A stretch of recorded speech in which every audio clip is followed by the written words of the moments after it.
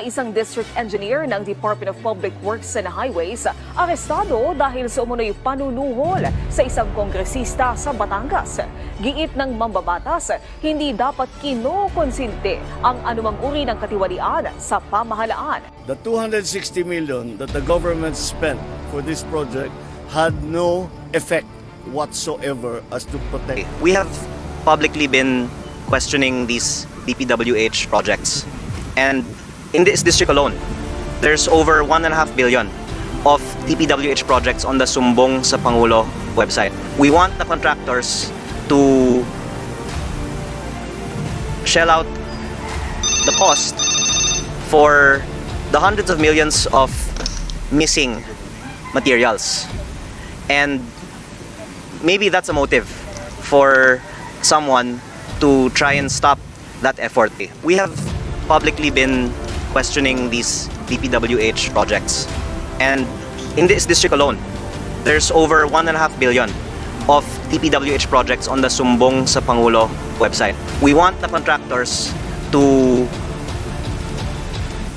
shell out the cost for the hundreds of millions of missing materials, and maybe that's a motive for someone to try and stop that effort. We have publicly been questioning these DPWH projects, and in this district alone, there's over 1.5 billion of DPWH projects on the Sumbong sa Pangulo website. We want the contractors to shell out the cost for the hundreds of millions of missing materials, and maybe that's a motive for someone to try and stop that effort. Nangyaring krimen, tumawag yung staff, nag-responde yung mga pulis, kaya warrantless arrest ang nangyari. So, possible na sampahan siya ng corruption of public officials under Article 212 ng Revised Penal Code at paglabag na rin ng ating anti-graft law, RA 3019. Nangyaring krimen, tumawag yung staff, nag-responde yung mga pulis, kaya warrantless arrest ang nangyari. So, possible na sampahan siya ng corruption of public officials under Article 212 ng Revised Penal Code at paglabag na rin ng ating anti-graft law, RA 3019. Gamit ang backhoe ay binunot ang sheet pile sa nasirang dike sa Barangay Santol sa Balayan, Batangas. Ito ay para malaman kung sapat ang haba ng sheet pile, lalo ang bahagi nitong nakabaon. Maraming bahagi kasi ng diking ito sa Binambang River ang nawasak ng manalasang Bagyong Christine noong October 2024. Kahit 2023 lang natapos ay sa kapitan ng Barangay Santol.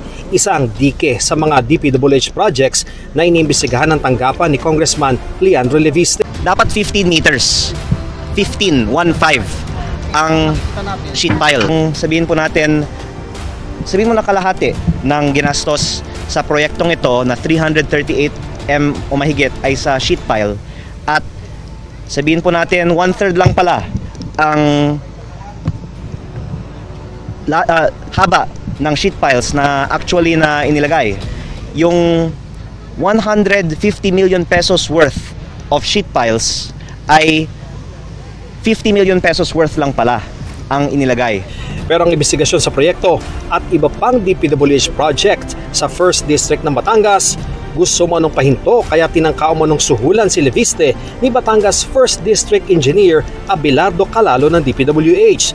Pero nagsumbong si Leviste kaya inentrap si Calalo at inaresto sa Taal, Batangas itong Biyernes.